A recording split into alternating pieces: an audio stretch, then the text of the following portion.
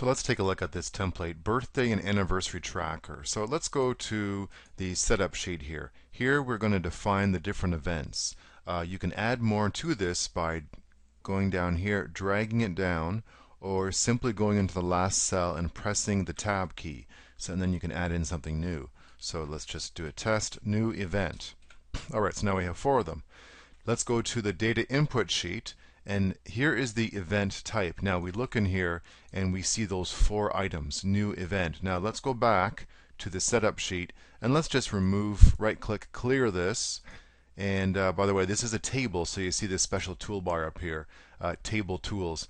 Now I'm going to take this, you'll see right in there, and just drag it up again so we are back to the original 3 items.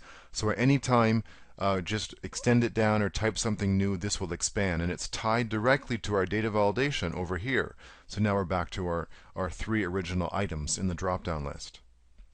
So next you see here, enter data in this sheet. And I'm just going to see how we have these 2 little boxes here, and currently they're both checked. When it says hide tips, it says true over here. We don't see any of them. Now let's just uncheck that, and you see how I have all these little things here.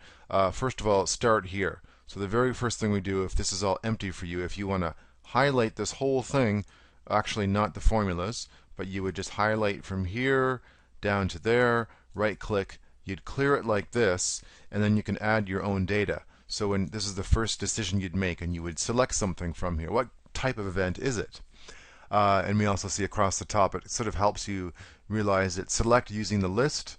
And then the next thing here, we tab to the right, type in a name, enter a date, type in some text. Now we get into this little area here. You could add your own as well if you wanted to, but do you want to send a card? Yes. And then have we sent the card? Yes or no.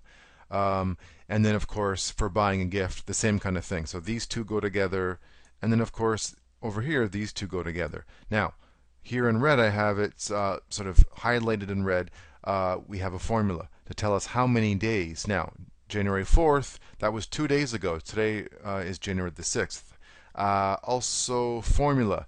This is from a tip from Mr. Excel, a video. How can we sort this? Because these are the dates with the original year. We just want to be able to sort this. So this little simple formula gives us only the month and the day. So later on, if you want to sort this, you can just go data, and then we want to go over to sort.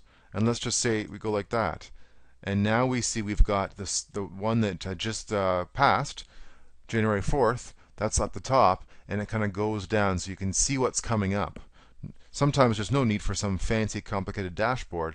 All we have to do is know how to sort it.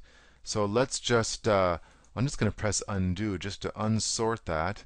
And the reason why it works to sort this, sometimes people tell you, or I sometimes say, don't sort data that is a combination of your input data with formulas. But in this case, the formula is only looking at a value from the current row. So you can sort formulas and raw data together. It won't mess anything up. The same with this one. It's not any kind of a sum if, count if, or VLOOKUP.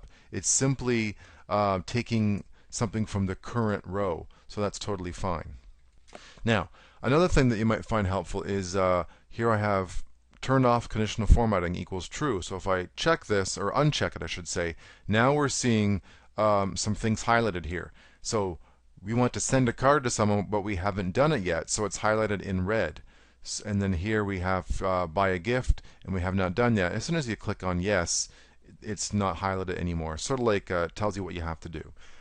So that's basically it. I did think about creating a really complex dashboard, pivot tables, formulas. You could do that, but if you know how to sort and you know how to filter, so here we have our filter at the top, and we could filter to only certain things that we care about. Let's say we only care about birthdays, filter it to this, and then it sort of makes a shorter list, only showing you birthdays. Now let's just go back here and clear that one, and we see everything. But a pretty simple way, you just add at the bottom once again, this is a table, just like this one's a table.